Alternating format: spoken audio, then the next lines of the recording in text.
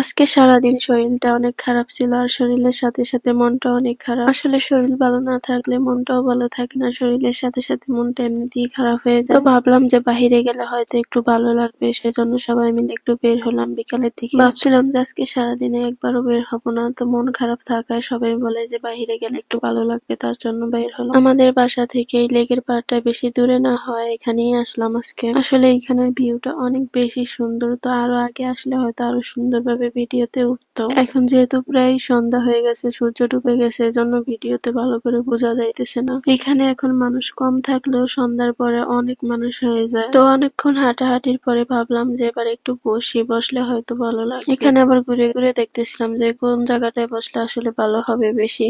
আমরা এখন যে পাশটাতে আসছি সবাই এই পাশটাতেই বসতে ভালোবাসে, কারণ ওই সাইডে মেইন রাস্তা। এখানে বসলে একদম রাস্তার পুরো ভিউটা বোঝা যায় সুন্দরভাবে। অনেকক্ষণ যাবত ঘোরাঘুরির পরে তো আমরা এখান দিয়ে বসে পড়লাম এই জায়গাটায়। এখানে আসার পর মন এমনিতেই ভালো হয়ে যায়, কারণ এইখানটা অনেকটা নিরিবিলি থাকে সবসময়। আমাদের সাথে আমার একটা খালাতো ননদও ছিল, এখানে ঘুরতে আসছিল আমাদের সাথে। তো উনি এখানে গাড়ি দেখতেছিল আর বলতেছে যে ওনার নাকি গাড়ি দেখলেই অনেক ভালো লাগে রাস্তায় বসে বসে। আর এইখানে বসলে তো গাড়ি প্লেন দুটোই একসাথে দেখা যায়। জায়গাটা একদম এয়ারপোর্টের কাছে হয়, একটু পর পরই প্লেন যাইতেছিল আর এগুলা দেখা যাইতেছে এখানে বসে বসে। আর এই তো এইখানে আমরা দুজন একদম বসে আছি একা একা। আমার হাতে তো মোবাইল থাকলেই আমি আমার ভিডিওর চেয়ে ওনার ভিডিও বেশি করি। আশেপাশে কোনো খাবারের দোকান ছিল না, জন্য এখন পর্যন্ত কিছু খেতেও পারি নাই, আসছি অনেকক্ষণ হয়েছে। খাবারগুলা নাকি সন্ধ্যার পরে আসে।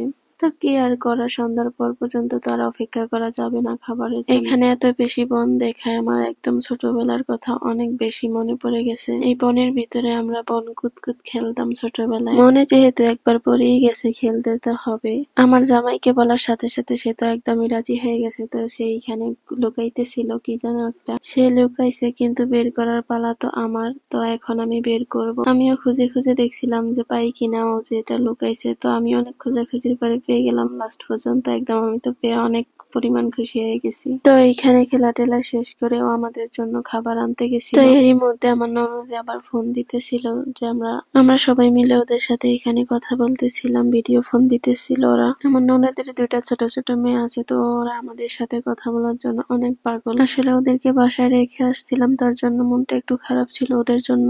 এখানে ওরা কথা বলতেছিল, তো আমি একটু পাশ থেকে কথা বলছিলাম ওদের সাথে। পাশে আমার শাশুড়ি আম্মু ছিল, তো তার সাথে কিছুক্ষণ কথা বলছিল। তো এইখানে অনেকটা সময় বসে থাকার পরে দেখতেছি যে এখন আর ভালো লাগতেছে না, বাসায় যাওয়া দরকার। এই লেকের পাড়টা একদম 300 ফিটের কাছাকাছি।